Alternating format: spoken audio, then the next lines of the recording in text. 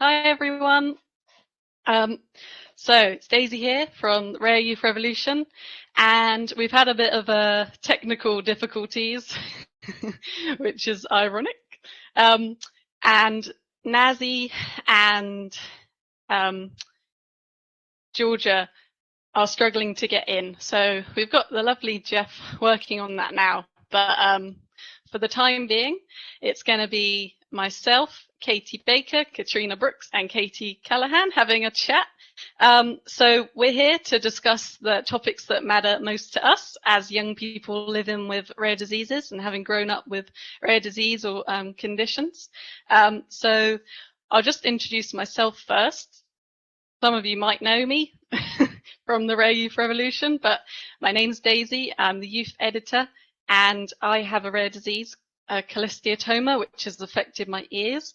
And because of that, I really want to help other people in advocating for their own rare diseases and helping share their stories, which is what the Rare Youth Revolution is all about. So I'm just going to go around and introduce our panelists for today. So we've got Rare Youth team member Katie Baker, and she lives with the rare disease scimitar syndrome. Since starting her advocacy journey, Katie's gone on to create the awesome My Rare Disease podcast, which I was very lucky to feature on. A clothing line as well, doesn't stop there, short films, and has been speaking at rare disease events to raise awareness. So Katie's is sharing her perspectives on the world as someone with a rare disease and helping to share the voices of others. So hey Katie, thanks for being here. Thank you. That's a nice introduction. Oh, good. I'm glad you like it. So then we've got Katrina. So Katrina Brooks was diagnosed with systematic lupus. I'm going to try and pronounce the last bit, but correct me if I'm wrong. So erythematosus. I can't even pronounce it, so sure. Okay, thanks. So when she was 9 years old, and since her diagnosis, she has been on a mission to raise awareness of invisible illness and highlight the challenges that children and young people face. She proactively takes part in patient participation and research projects and advocates through her own blog site, Katie's Territory, and as a Rare Youth team member. So it's lovely to have you as well, Katrina. Thanks for joining us. And then we've got Katie Callahan, who also lives with a rare condition, Ehlers-Danlos syndrome, and chronic intestinal pseudo-obstruction. Was that right? Yeah. Yes. Katie is passionate about advocacy and helping others through the Rare Youth Revolution. She also runs her own organisation, Cards for Bravery, which distributes positive handmade cards to hospitalised and seriously ill children across the UK.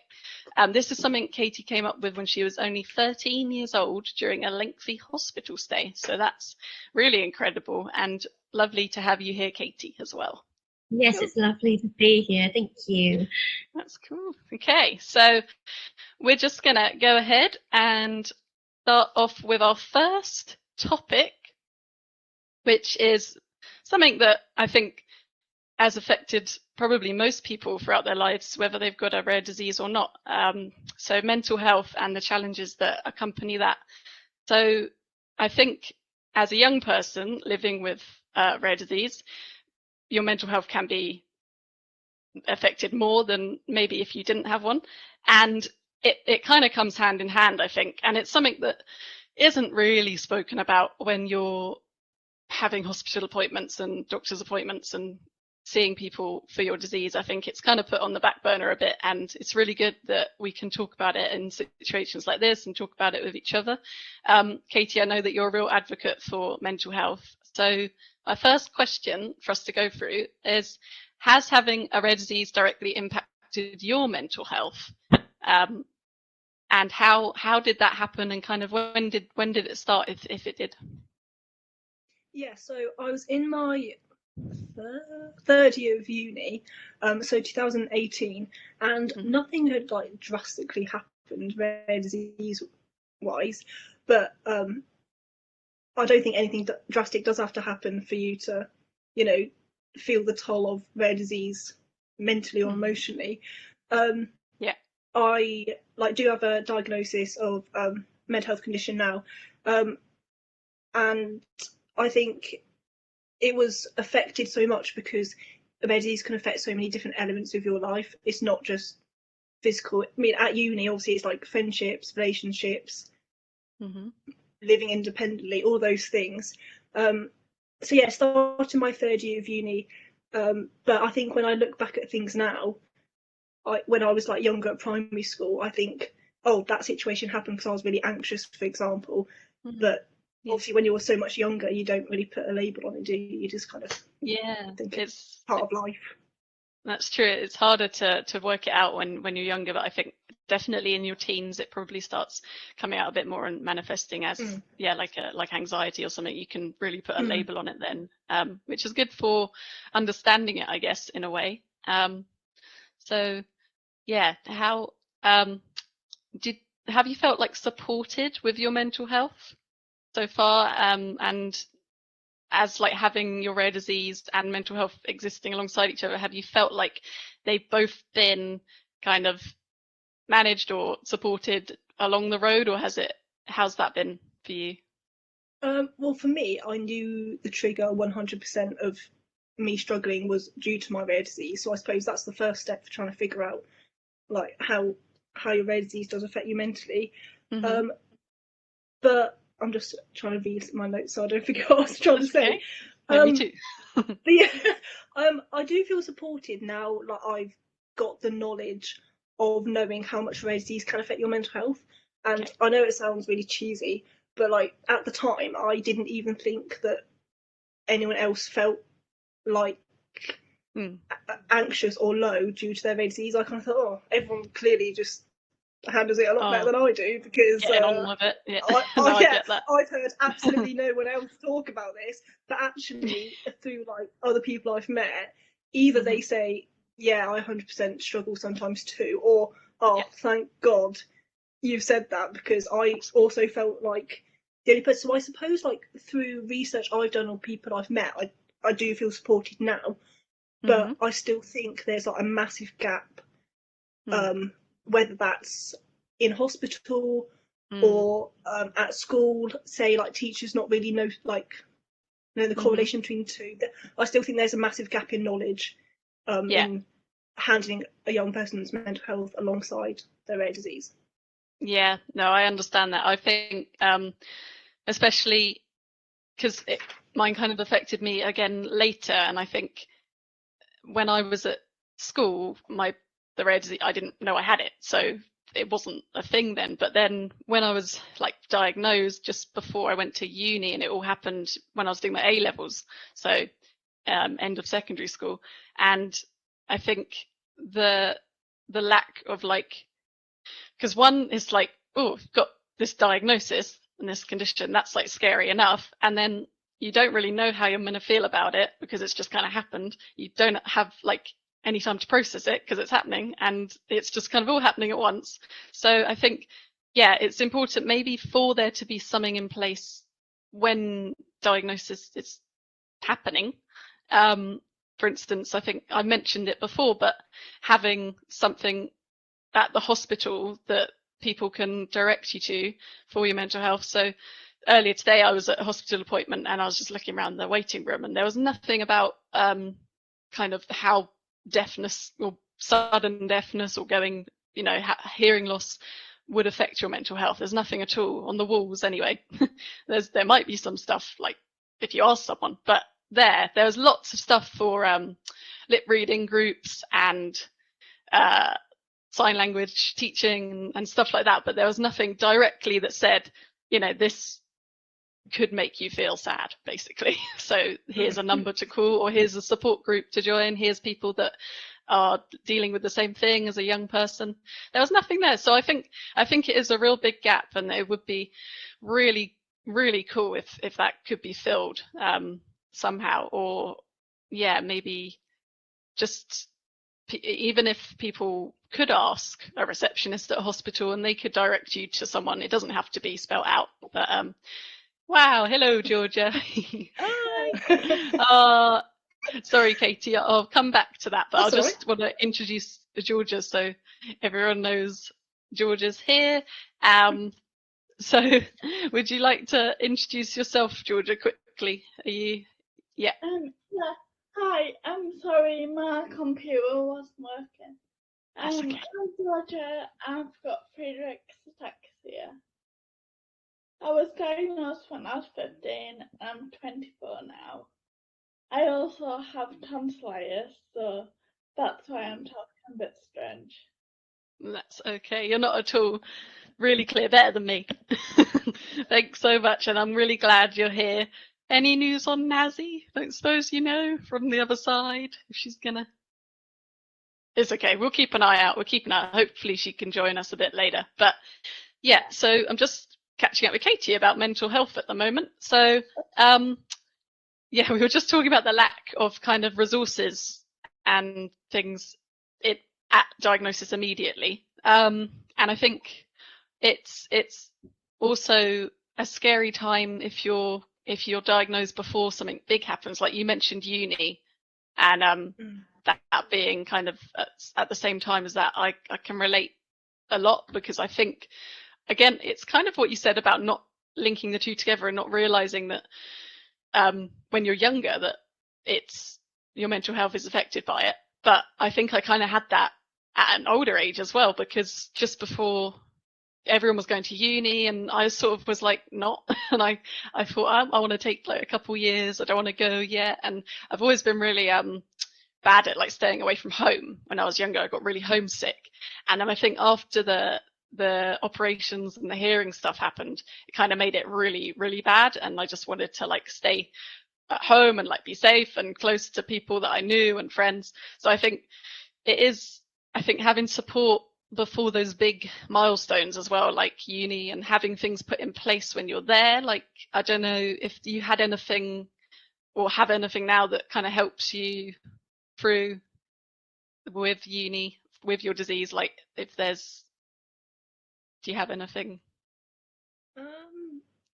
At the moment, well, because of COVID, we study from home, so I suppose it's a lot different That's again. true. But Yeah. by going back to what you just said, I think there are two things there. Like, number one, uni obviously is a massive thing, and for a lot of people, the first time that you may be living away from home, and so like quite rightly, you don't put your rare disease and that together because you've never been through it.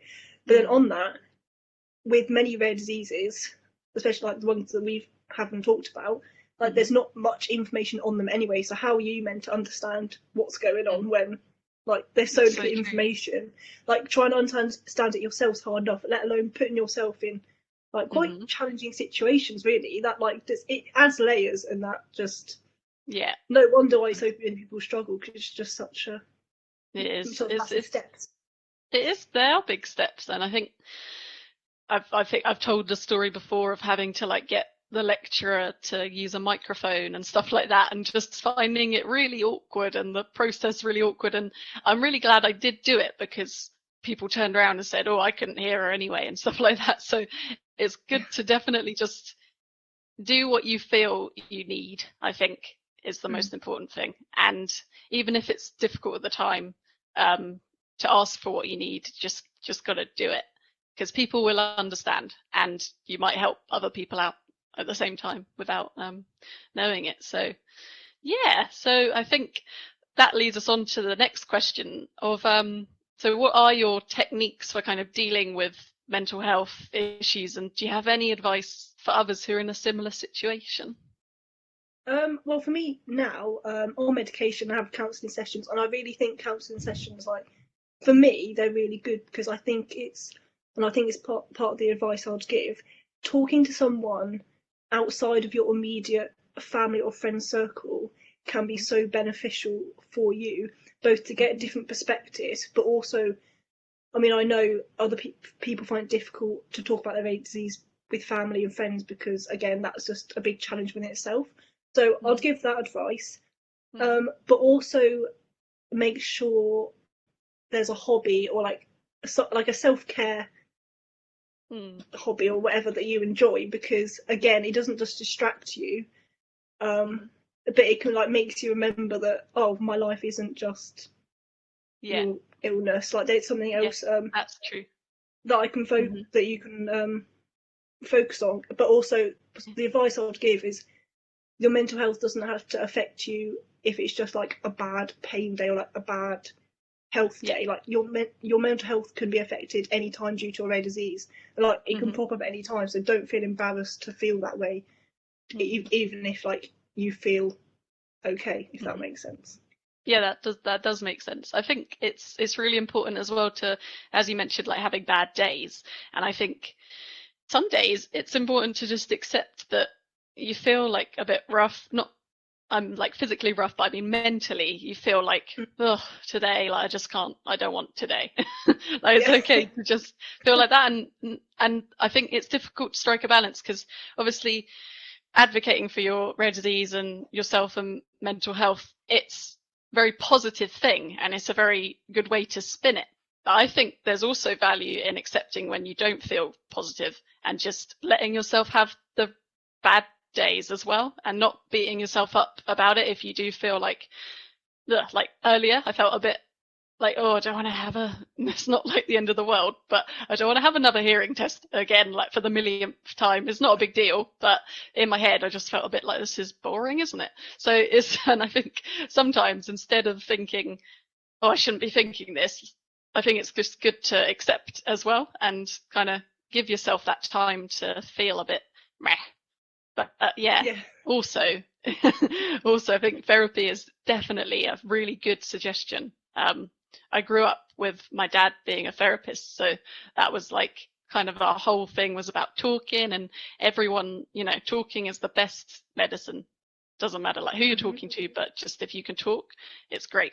And I think that's why like the youth revolution is great because we do a lot of talking, don't we, between ourselves and with other people. So yeah. And then we've kind of touched on it with the hospital mentioning about there being a lack of resources, but what would you like to be put in place for young people experiencing mental health problems? Like if you could had like a magic wand and could Okay, so I wrote down two main things. So number one being care being taken as a holistic approach. So from the very beginning of diagnosis for both the patients and the families, because as we just said, it can impact family just as much as the patient. And also, even if you're diagnosed young, as like you've kind of touched on, Daisy, about feeling homesick, like traumatic experiences in hospital, they could affect you in later life. So a support from the very beginnings really important, but then also medical professionals acknowledging the mental health effect is crucial because, as we said, they're so interlinked. But then maybe even having like a multidisciplinary approach sometimes. So I go to physio now, and I'm 23, and my physio is the first medical professional ever to ask me about my mental health towards my rare disease. Wow, and like really? I never, well, it was so unexpected. I mean, unexpected in a good way. But now I think back on it, so I mean, collectively, we've seen many doctors and professionals, and probably not many at all have acknowledged your mental health as much as your physical health. So I really think sometimes having different professionals talking about you is so important to look at the different areas of your life to talk about your care. Yeah, no, I couldn't agree more. I think it's kind of, I don't know about you, but in appointments and stuff, it always seems a bit rushed, and it does seem a bit like you have to have memorized before you go in exactly what you need to tell them this time, like with symptoms or how you're feeling. And instead it would, as you said, would be really nice if one day maybe someone just said like, not like how are you physically, but how are you doing with it mentally, because then you'd have someone else to talk to and someone else that knew a lot about your condition. So yeah, I think that's definitely a great thing that people could put in place for mental health and young people with rare disease. So is there anything else you wanted to add on that topic for now, or?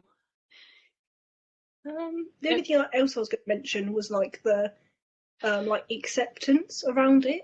So I kind of touched on it, like obviously your mental health can affect you any time, but recently talking about like the cycle of grief, and how the end of that is acceptance, and that's can seem quite daunting to people with rare disease because acceptance could automatically mean, oh, I've got to move on.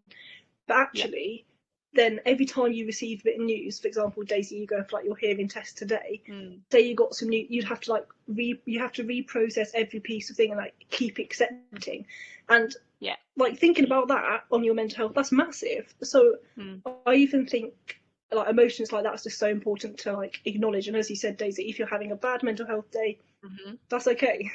Yeah, that's great. No, I like that. I haven't really thought about it as a kind of grieving process. I think that's really a clever way to think about it. Like each bit of especially bad news that you get can knock you back, and you have to then re go through it again. So I think that's a really important thing to remember as well, that it is a lot to deal with. So yeah, to keep telling yourself that you're doing your best. And thank you so much. That was really insightful and really good topic to touch on. So because we've had a bit of a mix up with our like timings, because we were hoping to have Nazi here, I'm gonna just let Georgia take over for now and talk to Katie about their chosen topic, and then after that me and Katrina will have a chat about education, and then we'll go from there. So Georgia, you can take it away. So I'm going to introduce Katie. This is Kate Callahan, who is going to be talking about the topic of transition in rare diseases. Katie has Ehlers-Danlos syndrome with chronic intestinal pseudo-obstruction. I hope I said that right. Yeah. She runs an organisation called Cards for Bravery, making a positive and uplifting handmade cards for hospitalised and seriously ill children. And I just want to say I'm in awe of all the youth members. Thank you. Who just seem so passionate about making a change for people in a similar situation. Thank you. So the first question is, how has transition played a part in your rare disease journey? Yeah, definitely. So I think transition's one of those things that's just like a universal experience. Like whether you have a rare disease or not, everyone's going to experience transition within life, whether that's like relationships, or like education, hospital transition, independence to adult life. Like they're all parts of transition of some sort. And I think transition in life is like difficult for anyone, but when you have a rare disease or like a medical condition, this is even harder and like even scarier. And I think as a young adult, I'm at the time when it's like, when you're like between that age group, I think like 16, 25, you have like so many transitions happening. Like there's hospital and education and like relationships and building independence and whatever else, which a lot of people might even look at as like milestones, so to say. And I think transition plays like a big part in my rare disease journey, because so many transitions happen within life, and whether these go well or not, like really emphasizes how you feel about your future and like other transitions that's coming up, if that makes sense. Yeah, definitely. But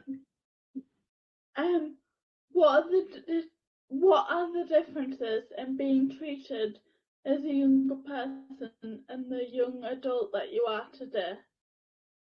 So I think like one of the main differences I thought of is like A, independence, and two, professionals like speaking and relying to you rather than like your parents and caregivers, which I personally think can be like really difficult, like growing up and like relying more on your parents and caregivers, and then having to like transition from that to like more independence and being more involved with like professionals talking to you. And as you grow up, it's sort of just expected that we will take more control of our care and have a larger say with professionals and like a larger voice in general.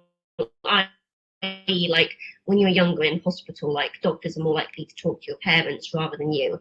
When they're older, they're like keener to hear from you and not your parents or caregivers. And I think that can be difficult for a lot of patients, especially as like, even if they're older, like parents and like caregivers, like play such an essential role still, like in our rare disease journey. It's not like they're just like gone and aren't really involved anymore. And I think, like I said, I think it's like expected that you're going to become more independent and more like knowledgeable of your healthcare and like treatment plans and planning appointments yourself. And I think it can be like a lot to suddenly like take on as you're growing up. And I think still having like parents and caregivers involved is really important as well, like no matter your age, really. Yeah, I don't know about you, but I found it really difficult to learn how to speak to medical professionals. Yeah, definitely. Yeah. Okay, so what could be put in place to make transitions smoother? I feel like there was like a few things that I thought of this, but I think it's just so important to say that transition like should be smooth, like whether that's in like education or hospital or just like whatever. I think especially like in hospital, it's so important to start it early.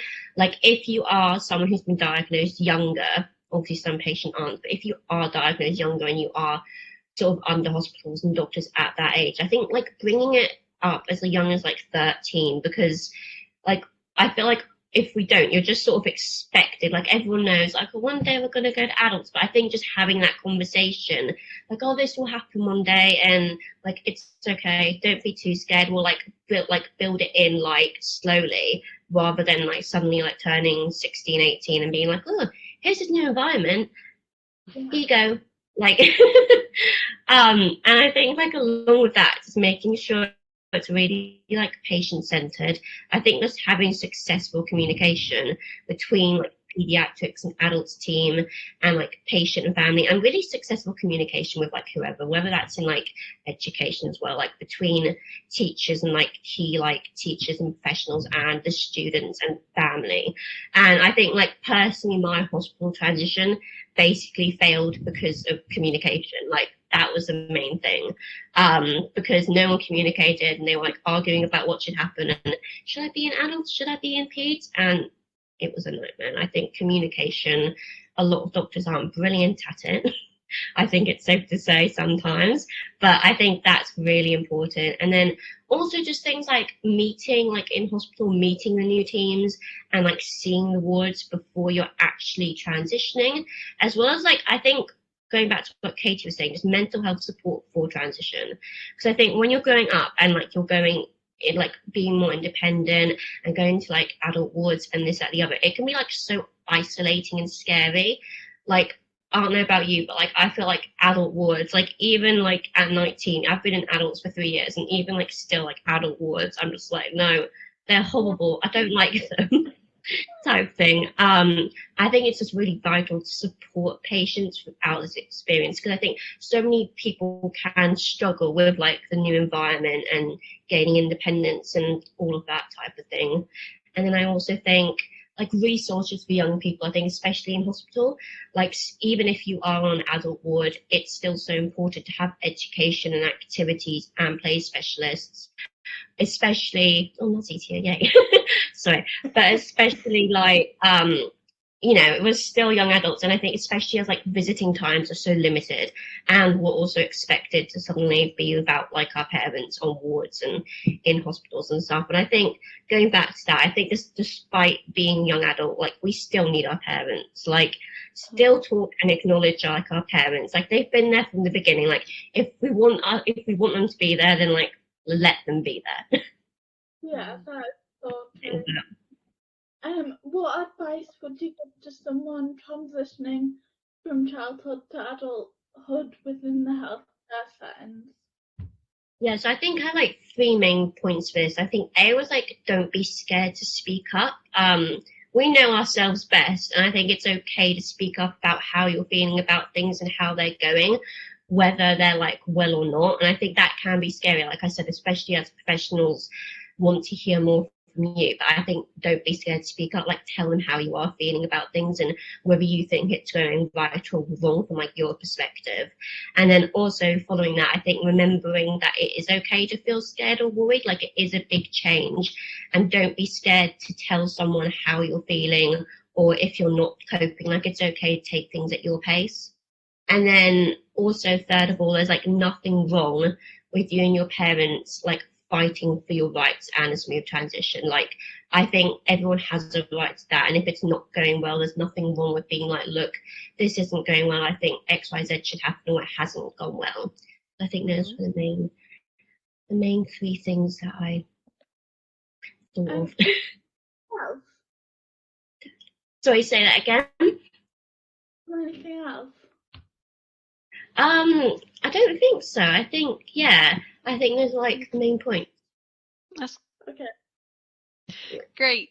That was really cool. Thank you, Katie. I just have to like pick up on something that you were talking about that reminded me of something we did was so there's this new word that's come out. I don't know if you've seen this campaign called the Rare Dictionary, created by Ibsen. Yeah, so there's a Rare Rev helped with a word, shush mummologist.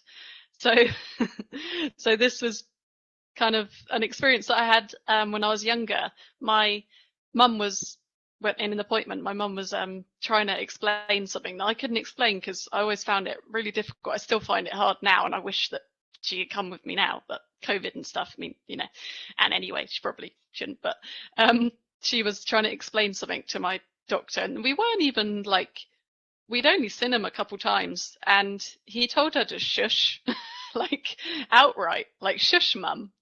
And I've had the same. I've had the doctor look at my mum and be like, no, like quiet down, let her talk. I'm like, it's not that she's not letting me talk, we're just looking off each other, know what's going on.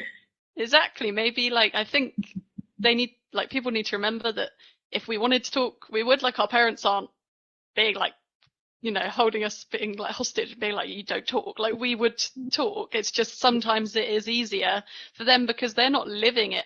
Like, they're living it. Obviously, it's their child. It's still very emotional, but they aren't, you know, living it as you. So it's a big difference for someone to explain something for you. And sometimes it is a lot easier. So I think, there's a lot of merit in remembering that parents don't need to shush. Yeah, I don't definitely. think. And I also think like, I just think go also like what's going on, like when I know so many people who have had, I know a girl who does a lot of work in transition, she finds that so many patients, when they've had like a negative transition or just their like first admission on our adult ward in general, she's like, they always come out and they're like, that is so traumatic, I do not want to go in adult ward again, which is what I'm like since my like first admission in adults, I can stay a lot more at home because adults deal with it a lot more, but I'm very much like, I don't want to go on an adult ward. Like, I would do anything to stay out of adult A&E and be on adult ward because I found like the first day so traumatic as like a 16-year-old being like thrown on a bay when I'm used to cubicles and like people like 3 times my age. It sounds awful, but it was I feel like it can be such a traumatic experience sometimes as well. It's so important not to make it that. Yeah, no, I think that's really a really good point. I think that's a great thing to remember, and for maybe any healthcare professionals watching to take that on board if you can. Great. So we got Nazi. Yay! Hey Nazi, thanks so much for getting in. I was going to just let Georgia introduce you, if that's okay, Georgia, as we'd planned. So this is Nazi Forrest, or Nazi the Baker on Instagram. She's a 17-year-old pastry chef. She's a student and an activist. She is also the founder of Nazi the Baker Foundation, which bakes sickle cell-friendly treats to raise awareness for sickle cell disease and other chronic illnesses. All of this while educating children and families around the positive impact of healthy diet and living routine. Nazi had sickle cell disease herself and is going to be discussing the topic of genetics with us, a topic that I think is neglected and something I don't know much about, even though my own condition is genetic. I've only heard Natty speak a few times, but I can already say there's nobody as positive and uplifting to teach us about this. So that's the question now. I think I'll just go to Katrina and then we'll come back to Nazi if that's okay. But thanks, that was a lovely introduction. I love your bow as well. That's amazing. Thank you. Okay, so I'm just going to speak to Katrina now about the topic of education and raising awareness. How are you doing, Katrina? You okay? So the first question I had was, do you feel there is enough education in schools around rare disease, and did your friends understand what you were going through at primary school, secondary school, and kind of how did you find all of that experience as a whole? Well, for me, my disease is lupus, and I think it's more commonly known about 9. I don't think anyone really, definitely my family weren't that aware, so people in the school weren't that aware, and I don't know, I just feel as though there wasn't really any educational awareness for invisible illnesses, rare illnesses, common illnesses even, and I feel like the teachers weren't very not very understanding, they weren't very aware, so they weren't able to educate my friends or the other people in different classes. And I really struggled with my friends kind of seeing me as being fine one day, and then a week from now, a month from now, I was so sick, I looked different because I was on medication that I gained some weight, and so I didn't look the same as I looked before. And it was trying to help them understand because I had no support from schools. So I feel like there's definitely a need for more awareness in schools. Yeah, I think I can't speak personally, but I think I can understand how difficult that would be, especially alongside all the kind of standard issues you have going through like primary school and secondary school and all of the kind of more like normal problems we get. So I think having to deal with that alongside being worried about, what people are thinking about my illness, that must be really hard. So I think it's definitely key that there is more done at a primary school level. I'm not sure like how, but I think that would then build a foundation for the next steps. So your friends, if they were taught about your rare disease at school or rare diseases in general, then they might come and ask you and be like, how are you feeling? And you'd feel more comfortable knowing that they have a little bit of understanding about it. Because I mean, no one really wants to, especially as like such a young person. Like I didn't know I had it, but I can't imagine sort of as a really young person having something and sort of being able to go up to someone and say, like, I need this is how I'm feeling. I think that would be really difficult. So I think there is an area that we need to kind of rely on the teachers a bit to get the word out and to help have it as a topic or something, so that it's more widely understood. And I think so that kind of brings us on to the next topic about teachers. So you've kind of said that you didn't feel totally supported because not like it wasn't their fault, but they didn't understand. So did they understand like your need for time off and accommodate your needs at all, or was it kind of how was that? Well, I think my school experience was pretty traumatic because it was a lot of kind of fighting to be heard, and my teachers, although I was visibly ill, they could that I sometimes wouldn't look ill, but I would still be ill. And them seeing and understanding that when I was away and I was sick, I was in hospital, I wasn't capable of doing the work. And I think them understanding that the deadlines they set were too much. I couldn't do that and be sick at the same time because practically impossible. And I think I got blamed a lot for not being there and not being at the same level as everyone else, even though they'll be like, oh, I sent you the work, you should have done it, or you should have at least known what we were doing. And I think I had a few teachers that were understanding and knew that I couldn't do the work, and so they would, when I was in school, they would offer more support. But I feel like teachers struggle to make time for any person who's slightly different, because you have to manage a class of so many, and it's hard to carve out enough time to specifically help that one child, which I understand, but I feel like there could be maybe a teaching assistant or a key person in the school who could offer that support. Because in secondary school, there was a bit more of an effort, because at that point I kind of understood what I needed from school, but it was still very much me fighting to be heard and have the support offered. And when it was offered, it was a bit more like, well, I'm in this class, and so this class understands, but in the next class, because obviously in secondary school the class has changed, that class didn't understand, so that was very difficult. So I think teachers, as well as the kids, just need to be educated on what needs to happen, and even the school needs to understand that there needs to be a different curriculum put in place for other kids who have illnesses. Yeah, those are amazing points. I think definitely having a general like base knowledge of what it's like being someone with a disease or an illness, so that they can offer that, more, even if it's just a bit more general support, like as you said, at different deadlines, or just so they can try and let you be your best and meet your needs a bit more. I think that's really important. And I feel like by teachers understanding, you would then in turn probably feel a bit more confident in yourself and like your peers, like you'd feel understood basically, so it would be a bit of a smoother transition.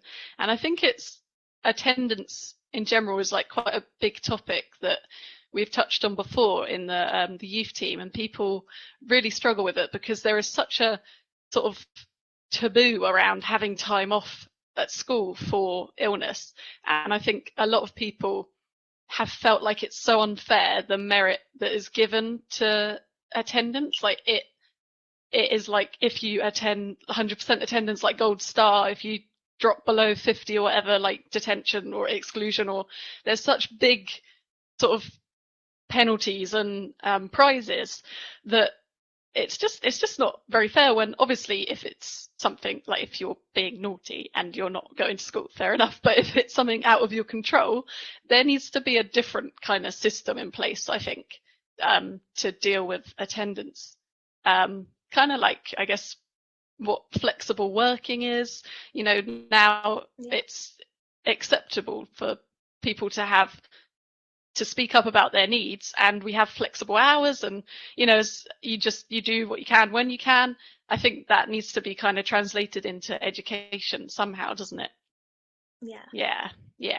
So if you had a magic wand, again, we love magic wands, and could get rare disease education into school curriculums, how do you think this would help young people growing up with rare or diagnosis?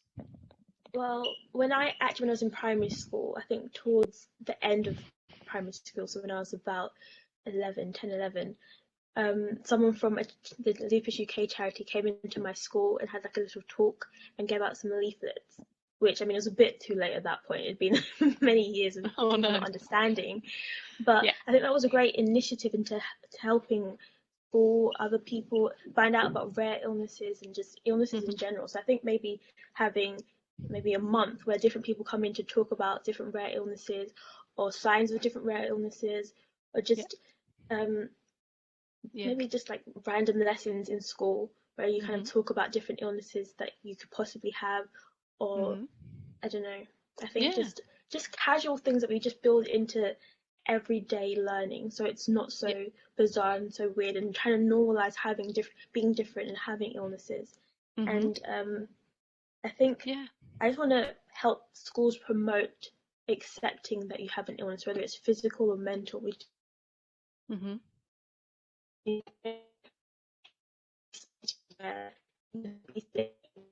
to say you feel sick, using that people understand and respect.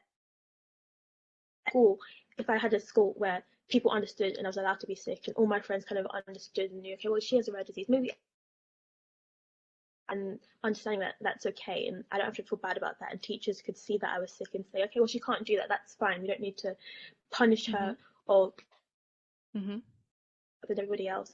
And if we just create an environment where it's just okay not to be okay, then I feel like that's what I would do. Let's just make everything okay. So then growing up, it would be less awkward, and you have less feel less reserved to talk about it because you wouldn't have the horrible experiences from school.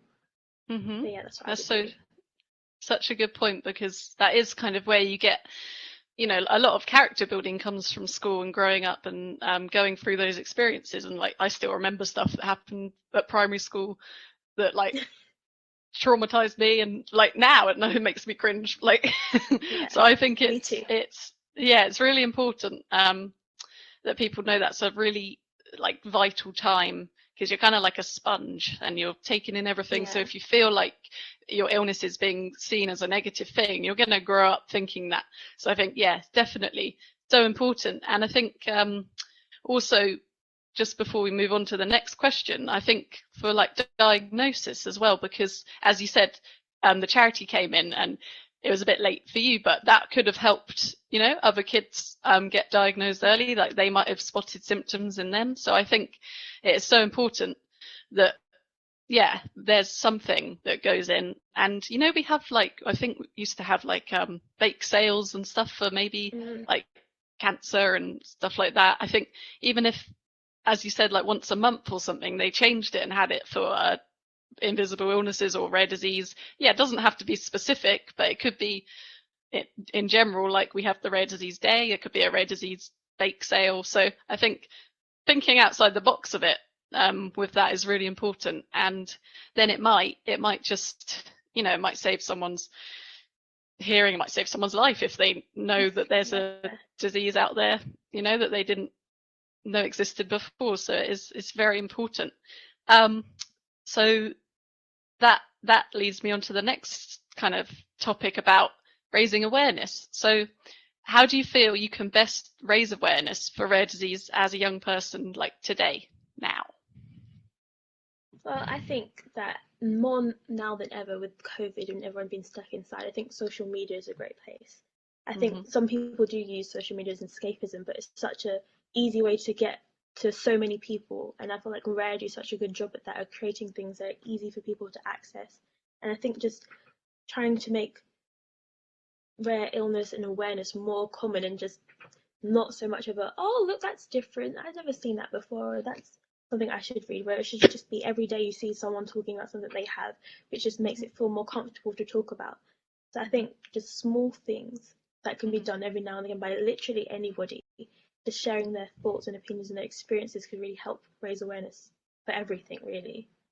Yeah, that's so important. And I mentioned it yesterday, it's kind of like just even in like normal conversation, if you know, not totally random, but if you have the chance to mention it, then don't feel like you don't, like you can do that. And I think again that will help, because I had an example of someone at my mum's primary school, and she's got lots of ear infections, and her symptoms sound just like how I was when I was younger. And of course, like, no one knows about these things. So even just to mention the word and be like, you could go Google this and make sure that it's not that, and then, you know, that might save someone. So I think it is so important that we keep talking and keep sharing our experiences. And yeah, as you said, social media is a great tool, because we can access, you know, around the world. It can give us global awareness that you need when you're trying to tackle this topic. So thank you so much. That was really insightful and really good thoughts. Thank you. So now we've got Nazi, and Georgia's going to talk to now. So, how has genetics played a part in your rare disease journey? If you don't mind, can you repeat what you said? I don't know if it's my computer, but it keeps cutting out. I said, how has genetics played a part in your rare disease journey? I would have to say genetics has played a big role in my rare disease journey, because I don't know if you guys know how my mom and my dad, at first when they got together, they did not know at all that they had the sickle cell trait. And well, just being young kids, young teenagers, they never knew that what sickle cell was, and they didn't was educated about it by their parents or anything. And also on my dad's side, they didn't even know that they had sickle cell anemia. So my mom knew about it from my grandma, but then when she started to learn about it more and more, she felt like it was a curse or just on her personally. And I would have to say that just learning about it as I growed up and learning about my own disease, I would have to say that I learned a lot about it, and a lot of people has found out a lot of facts that they didn't even know. Mhm. Okay. How important do you feel genetic testing is when starting a family? I would have to say it is extremely important, because then you don't want to bring a kid into the world and they are stricken with the same illness that you are stricken with, like sickle cell anemia, or just like how Katrina, she has lupus, because God forbid, if your soulmate has the trait of your disease, both of those traits can actually make a whole, and that kid can be stricken with it. And I feel like that no kid or child should be able to face any pain or just any symptom of a disease. They should have a normal life and be able to enjoy their life like a normal kid. um, and also, I feel like that the more you educate yourself about it, and even if you go get yourself tested before thinking about having a family, I think you can be able to prepare yourself way better, even if you want your child to have sickle cell anemia or a rare disease. Um, I think that you'll know how to take care of that child way better than your parents took care of you or you took care of yourself. Yeah. Should this topic be spoken about in schools when they are teaching about sex education? I would have to say they should teach about it, because then a lot of people don't know that we either have diseases that we don't know about that isn't awakened yet, especially how the older we get, we may get something, or we probably just finding out about this disease that our parents never told us about, or our parents never knew about. And the more that the students get educated about these different diseases, they'll know, hey, once I get older, I can be able to go get tested, see which one of these diseases I have, or if I don't have a disease. And if my soulmate has this disease, I can be able to educate them also, or just educate everyone around me also, so they can be able to know, hey, if this happens, or if your child has this disease, I'll know how to take care of that child, or just my partner in general. Yeah. Okay, and is there anything else that you want to mention about genetics? Genetics. No, that's about it. I just think that it's important to get tested. I think that's what my whole family does in the organization. Like, we try to tell a lot of people about getting tested. That is extremely important. We stress ourselves about this every single day and every time that we're telling people about different rare diseases, because we just don't want to see another child that's in pain or that's about to lose their battle to a rare disease. So the best way to go about it is just educating other people, or just educating your spouse about it. Yeah. Thank you. You're welcome. Hey, I think you had a really great point there, Nazi, when you were talking about having, like, showing people an example of what it would be like to raise a child with sickle cell. I think that's something that people don't really think about doing. So then it could be, their choice. If they want to go ahead, if they know about it, then they know how to best care for that child. I think that's really, really important to mention that. So thank you so much. And I think, yeah. Did you want to talk at all about diet, or like the importance of diet, or no? It's up to you. You can if you want to. It's your time to shine now, so it's totally up to you. Sure. I would have to say that about the importance of diet. I wouldn't have just put it on sickle cell anemia, because I don't want everyone to think that I'm just looking at sickle cell anemia, because then we talk about different types of rare diseases. I think the diet goes for every single one, because, well, it plays a big role with your disease. Going the healthy pathway, a lot of people says, like, why do you always say healthy pathway? The reason why I say healthy pathway is because that when you're going on a healthy journey, you start to notice a lot of different things within your body, or just being able to focus in school, work, or just getting different tasks done around the house or home. And also, I noticed that when you start to eat more vegetables, more fruits, and just starting to just add more water to your diet, and try to take out a lot of heavily processed foods and foods that has processed ingredients inside of it, you'll notice a big change. And I feel like everyone should go for a healthy heart walk for at least 30 minutes a day. Even if they're not busy, or whenever you have time out of your day, I think that's really important.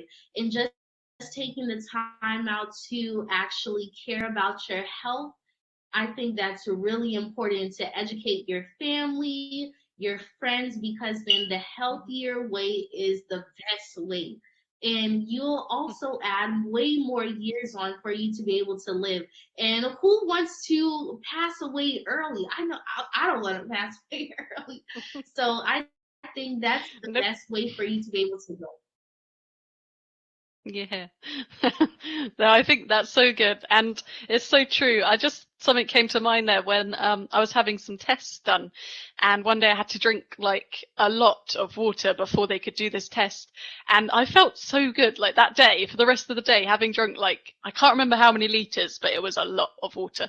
And I felt really like fresh and hydrated, and then I try and, like, I want to do it again. I want to drink that much water again in the morning, but I can't, but I should. I know I should, but you can. It's true. It's true. Having a healthy lifestyle, again, that ties in with, if you can, it ties in with the mental health, because it's all connected, isn't it? It's all interconnected. So I think it's really important. And obviously the cakes and the treats that you bake look amazing. I wish we could try them. You have to mail some.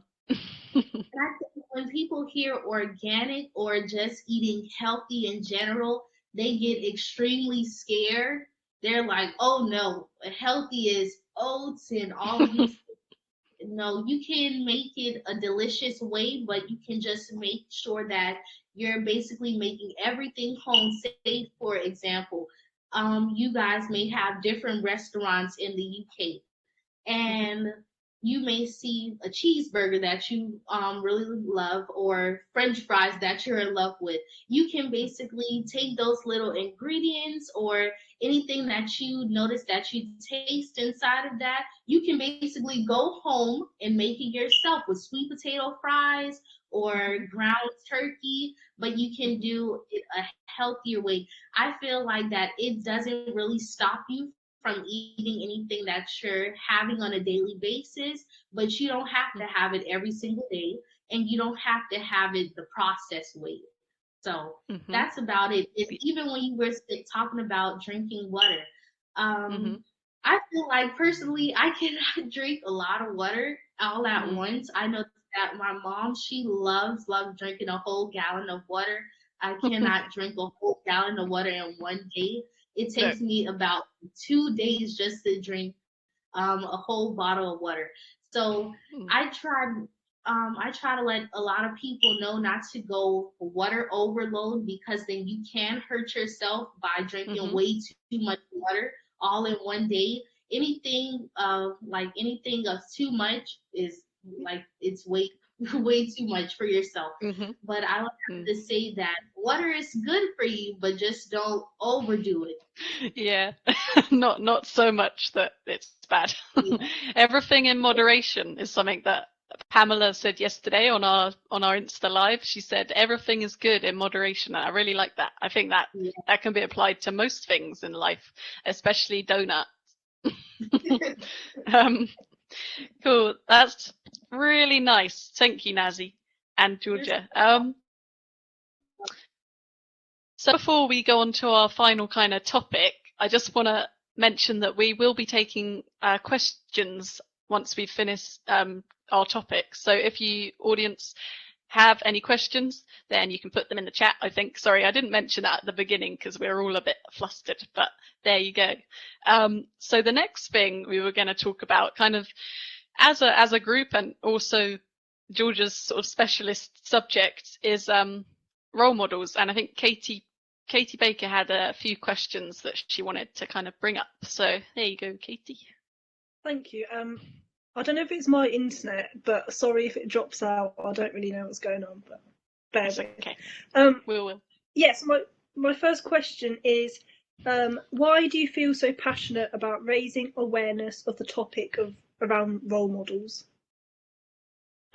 So the reason that it's such a big deal to me is because when I was diagnosed, I was 15, and that, I don't know about the rest of you, but that is like the typical age where you want to be someone else, and you're looking at celebrities and people on Instagram and stuff, and trying to look up to them and dress like them and act like them. And I just couldn't see myself anywhere in the media. There was nobody to look up to. And I think that really had an impact on my mental health, because I just couldn't see myself anywhere. And also, I think that, and I still get this now, because I use a wheelchair, and when I go out places and I see other people in a wheelchair, I notice them straight away, and I found myself thinking, why am I so nosy? Why am I staring at the people in wheelchairs? But it's because I don't see myself represented anywhere else. So when I do see it, it's a shock, if that makes sense. Yeah, it definitely does. And I think, like a few of us touched on earlier, like 15 and like going through your teenage years with a rare disease or chronic illness or whatever, like that's so tough, isn't it? Like you're not just like changing physically, but like you're developing, and like as Daisy said, even things like homesickness, I don't know, and things like that. It can just that age, and then like on top of like developing things, like being diagnosed with a rare disease, like that's I'm about to say a huge thing. That's such an understatement, but yeah, but I'm sure a lot of people can, like, well, I know a lot of people can look up to you now, Georgia. So you're a role model for other people. The next question is, so do you now have a role model, and if so, who? So I've thought about this question. I would say not really. I try not to obsess over people too much, if that makes sense, because it's a bit cringy, but we're all different, so I'm not going to be the same as someone else. Yeah, definitely, yeah. Yeah, I would say there's a man with the same disease that I have, my client, and he's an American, and he's so cool. Oh.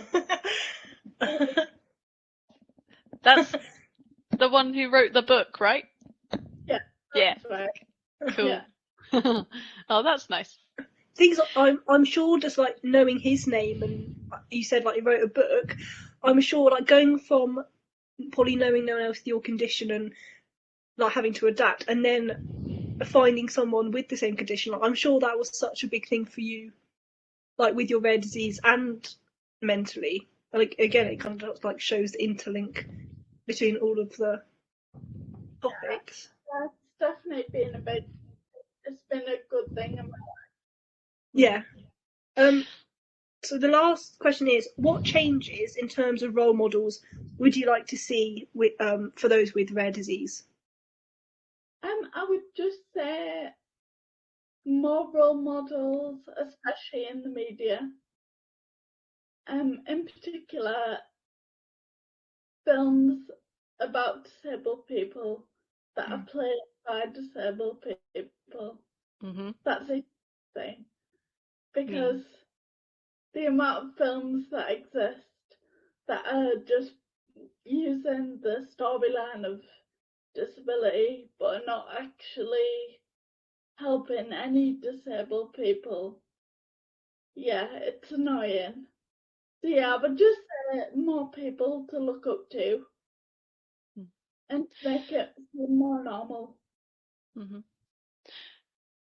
Thanks. I think thanks, Katie. Thanks, Georgia. I think that's I can comment on two of those questions, so I'll just give a little bit of my point of view.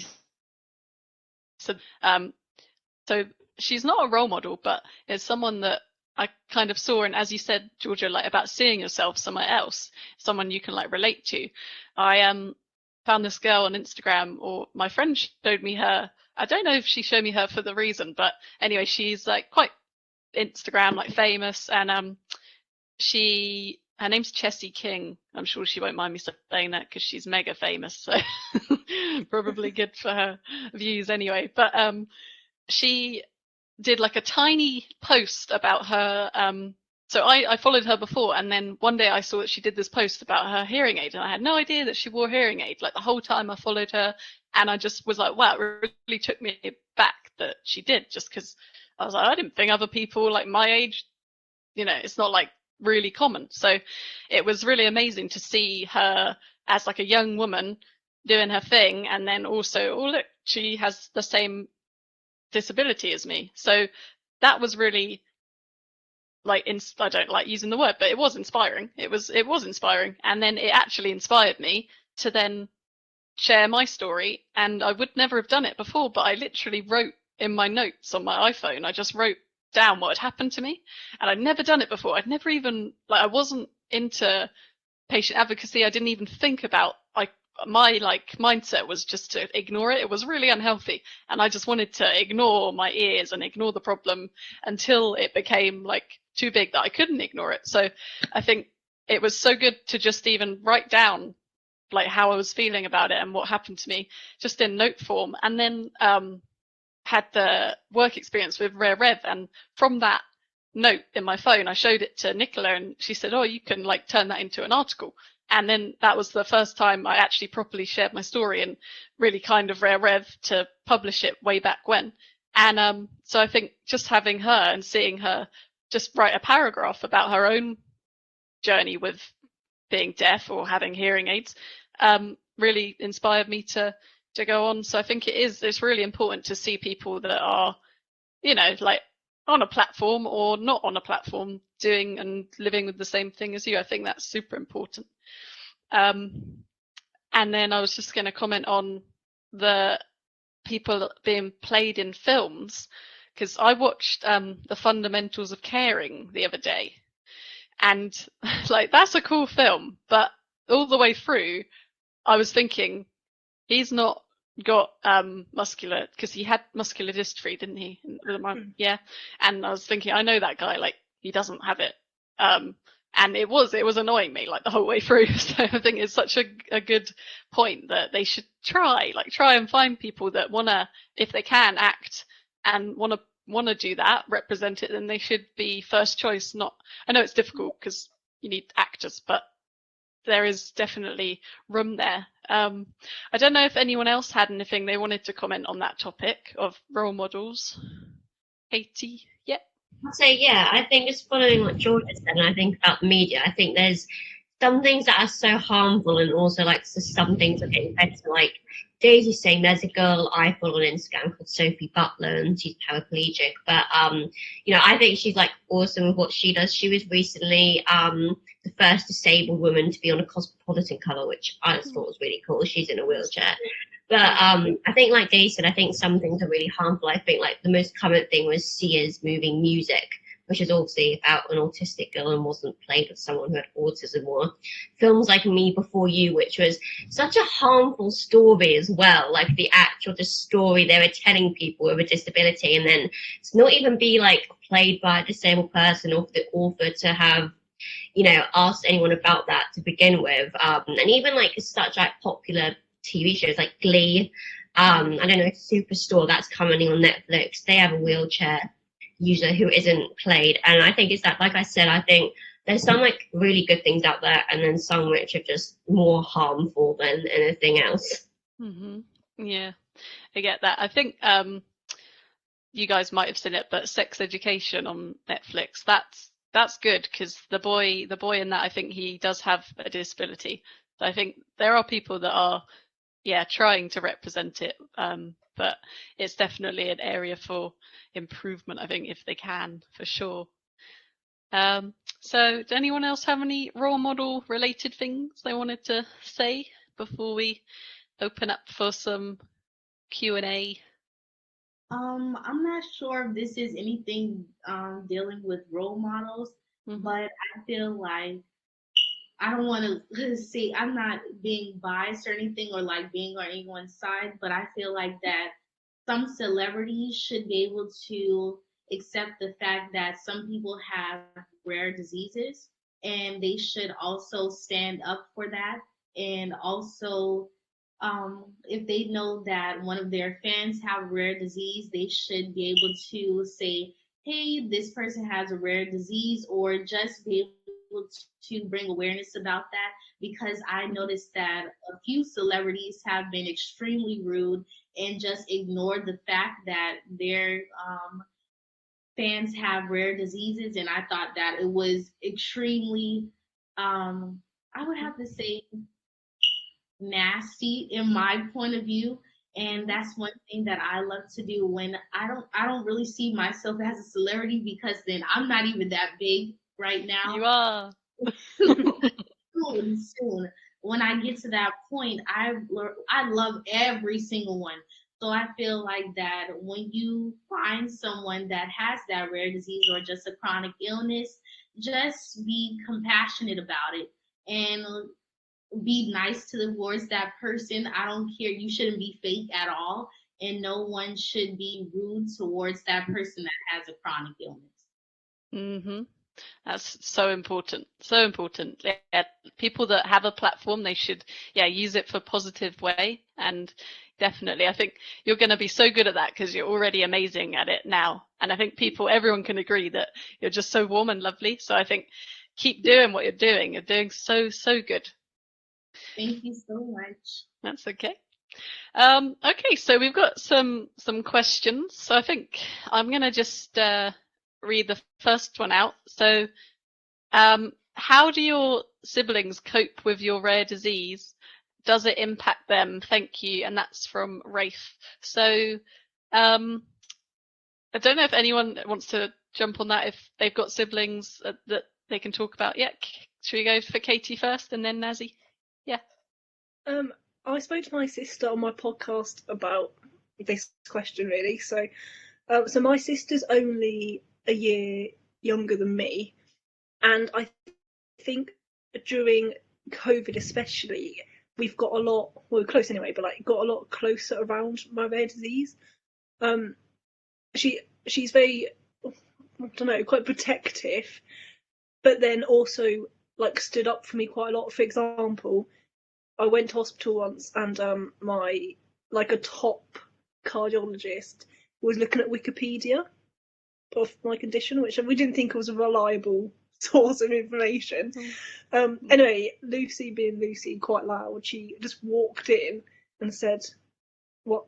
Why are you looking on that?" I mean, she didn't mean it in a rude way, but she obviously wanted what was best for me. So I don't know. Like, advice I would give is kind of just like be there for the person and talk about it quite openly, because the chances are like they are happy to answer questions, and especially with a sibling, because there might be a time where you need them to, I don't know, pass on information or be like really glued up on your rare disease. So yeah, communication. Yeah.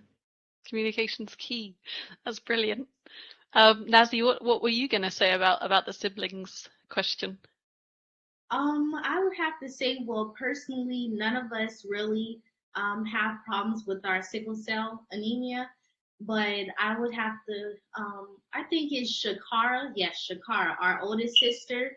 She's the one that mainly goes back into the hospital back and forth. I think it's every 6 weeks up to Gainesville. So we try to give her that support system that she needs, because then I think family support is extremely important. And just to be able to have different coping mechanisms, such as watching fun TV shows, movies, and even having family, like I said, and just having little jokes, because once you're there for your family or your friends that has a rare disease, I think that it really helps with the healing process. Yeah, I couldn't agree more. So communication and making like light of stuff where you can and supporting each other. I think that's really lovely. Thanks, guys. So then we've got another question here from Rebecca. What is the most ridiculous question or comment you've been asked, and what advice would you give to others to cope with this sort of unwanted comments? Has anyone got any experiences with this? I think Nazi, Nazi, go. I'm sorry that I'm talking so much. No, you're not. You're fine. It's good. Good old chipping. I have to say that someone asked me before, can you catch sickle cell anemia? Can everyone catch sickle cell anemia? Like, is it like cooties? And it was so irritating. That's like, I think I would have to say that was in the beginning before we started eating healthy. That's why I really never told anyone about our disease, because then I felt like I was invisible to the face of the earth, like I tell a lot of people. And it kind of hurted me just to hear someone saying that, is it like cooties? So it was really no point of me saying what the meaning of sickle cell was, but just looking back at it now, I think it's hilarious personally. Yes, that is funny. Yeah, I think there are some really ridiculous assumptions, and like as we've seen with our myth busting. So Katie, were you gonna comment, or did you just? Sorry, I thought you raised your hand. No, must have. Katie, I was going to say something, but I couldn't think about which Katie. Sorry, yeah, Katie C. Yeah, go ahead. I've had actually the same as mine. I was like, is it contagious? And I was like, no. I think you get so many people like coming up to you like, are you gonna die? You're just gonna ask that. I have a friend of mine, actually, a really good family friend who has a very rare disorder which causes like non-cancerous tumors, and he always gets people, are you gonna die? And he just goes, well, yeah, I am. And they're like, yeah, well, all I don't really know it properly.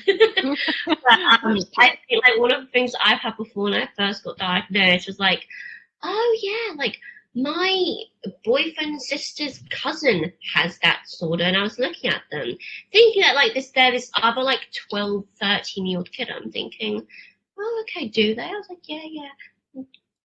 I'm not too sure about that, but I think people do just say some really odd stuff, and I think with coping with it, I think it's just being like they're clearly not very well educated and understood, and either like trying to help them understand or just sort of trying to brief it off and just being like it's good. They just don't really get it.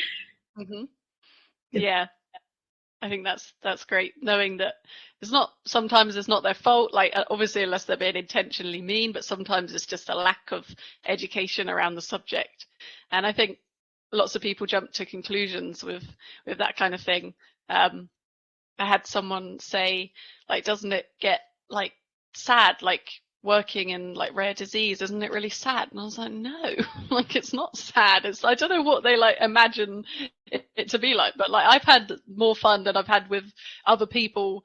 Like, don't want to badmouth my friends, but I've had like a lot of fun with you guys. So it's not a sad thing. It never is to me. Obviously there's sad parts of it and there's difficult times, but I think yeah, there's a lot of assumptions that need to kind of be unassumed. I think that's right. So I hope that answered that question. Another one, I think we've kind of touched on it, but it was going back to the genetics. So should there be basic genetic education built into sex education at school? And yeah, I think Nazi, you kind of commented on that earlier. So was there anything else? I would just say yes. There should be basic education with genetics, because then it'll help that person way more, especially if they planning on having a family in the future, or whenever they're planning on having a family or a child, just so they can be able to know what they're going ahead, or what, just so they can be able to prepare themselves for the future. Yeah. I think that would be really cool if we could get stuff like that into the school curriculum. That would be great. So another question is, how have you found home learning? Has this been beneficial for you and management of your conditions? So is anyone? Yeah, Katrina? Well, for me, I was homeschooled. I think during secondary school, it was a mixture between school and then homeschool. Then towards my GCSEs, I was homeschooled. So I found it helpful, but it was still quite hard keeping up and catching up with everyone else, because I was already behind at that point. So it was the work I had to do then and the work I have to do now, and so it was a bit difficult. But I think in like these times, although I'm not in education right now, my brother is, I think it's quite difficult for kids now to deal with that. And I actually like it, because it gives people the perspective that I had when you're trying to learn from home. You don't always have the same accessibility as everyone else. So I think it's quite difficult either side, whether it's normal times and you can go to school but you're at home, or now you have to be at home, trying to learn everything by yourself, really. Yeah, I think it can probably be kind of hard not having someone like immediately there that you can ask questions to. And I think, I mean, I don't know, for like everyone else working from home or doing uni from home, do you think it's helped with like managing your conditions, or do you think it's kind of been Katie? So I'm studying at the moment, and I think it's a mix. Like, I think home learning, personally for me, has been okay. I mean, it's hard, I feel, but I do think it's okay. But then I think going back to normality in some ways, like going back to uni or going back to school, I think for us or the people with rare disease, it makes it more overwhelming and anxiety provoking, because you've been at home for so long, which is for me easy, and I'm sure a lot of other people are easier. And although a lot of people are like so excited to get back to normal, I think for us it can be a bit daunting, can't it? Because I've got to like get used to it all again. So yeah, I think there are pros and cons, I feel. Yeah, no, I understand that. I think it can definitely be a good thing sometimes, but then I think it's also kind of keeping you back a bit, because it's making the next thing when we're allowed out again a bit scary, isn't it? So it's a bit pros and cons, as you said. So the next question from my cat has decided to join us. Just gonna put him down. He always does this. Max, go away. So the next question's from Eden, and she said, our daughter just turned 12 last Friday and was unexpectedly lost access to her health records app today. Do you think you were equipped at 12 to manage your own health records, or did your parents still manage them? Nazi, do you want to go first? Or okay, Katie. Yeah, so I think personally, I think at 12, I would have found that really overwhelming. Like, I think there's a difference between having like involvement with like your health and then like managing it. And I think just at 12, if you are having like complete management over your health records in a health records app, I think that would have been really overwhelming for me personally. I think that's a lot of work to take on as a young age. I mean, I was quite mature at the age of 12 because of my condition and having to go up a bit quicker than the usual person. But no, I definitely think I would have found that quite overwhelming. But I think it's important to have an input and like a say in your health, but not necessarily like managing that type of thing yourself. Yeah, no, I get that. I think, yeah, having a say but not being solely your responsibility is good. Nazi, what was your thoughts on this one? I would have to say that, like Katie said, it does sound overwhelming, but then I think the perfect ideal plan for every parent that has a child with a chronic illness is to teach your kids how to access those records and teach them step by step. And while you're going through it, you can be able to show them what you're going over, and little notes that the doctor put down, they can be able to learn as you're learning at the same time, just so that both of you guys are educated on what's going on with your child, and that way your child isn't lost while you're knowing everything about their disease. Because then I don't think it sounds scary at the same time, because then I know that the parents probably were extremely mad or something, but then I don't think it's a really big problem because it's something that you can be able to go back and get. But then just for future reference, you can be able to go over it with your daughters. Yeah, no, I agree. I think it's really good to learn along the way. So again, yeah, not being like it's completely yours, but being taught along the way, and then that will help you when you're older. You'll be able to do it for yourself if you want to in your appointments, and knowing all about your records. And like, I've still got the same like wallet with all my stuff in from when I was younger. So I think, yeah, it's good to understand it. So I hope that answered that question, Eden. Thank you. And then the final question. Do you think you would have benefited from being seen in the children's setting for longer? Do you think transition happens too early? I guess, yeah, Katie, do you want to take that one? That's kind of your... Yeah. I think this is something that I am so passionate about, but it's such a difficult subject. Because I find it really complicated, because in the UK at least, you're legally not an adult till 18. But in a lot of NHS catchment areas, you transition to adults at 16. I can never quite get my head around that. Personally, I think staying in a pediatric setting till 18 can be beneficial for a lot of people.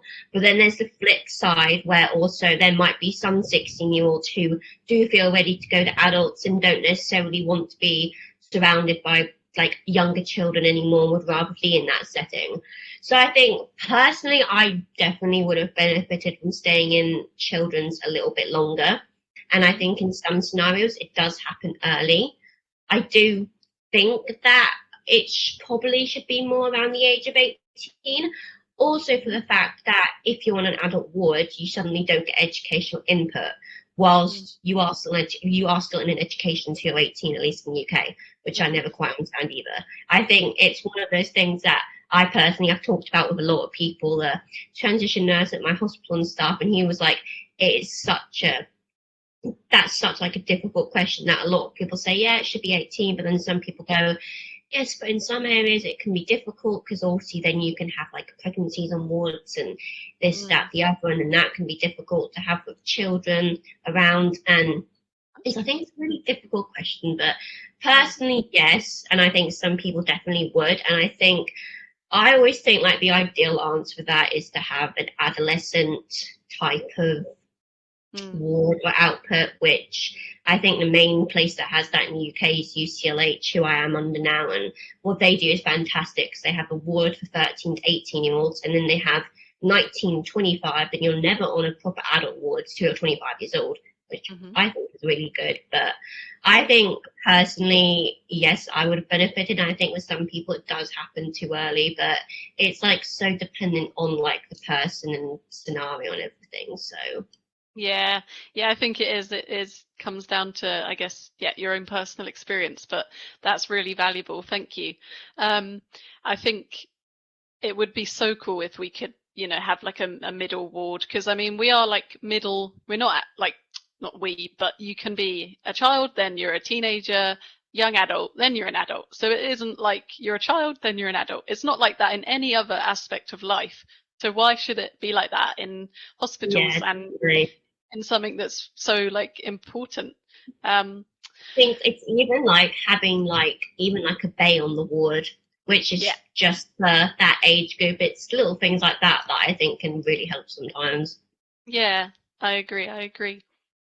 Okay, so that's the end of the questions. So thank you so much for everyone that submitted questions, and thank you all so much for your amazing insights, and just I'm very proud of all of you for coming forward and sharing and caring for each other, and I think you're all amazing individuals and you're going to do brilliant things. So thank you, Georgia, for co-hosting this panel. And yeah, if anyone has anything else to add, you can say it now. We all good? Yeah. Okay, thanks guys. Thank you so much. So I think Jeff, you can take back now. Take back the screen. No problem at all. Thank you, young ladies, for everything you've contributed. I want to thank, Rare Revolution magazine with Rebecca and Nicola, all of them that are there and making this possible and pulling us together for this event. Great discussion about it and what your experiences are. So thank you all very much. Thank you. For those that are online, please go out and enjoy the 24 Hours Rare event. For the rest of the day, we are having networking sessions. And tomorrow we will be back on at 9 a.m. Eastern time. We do have an open networking session at 8 p.m. Eastern time tonight for those that are abroad. But the event space is open 24 hours a day. So, ladies, thank you, and we will talk to you soon. Bye-bye. Thanks. Bye.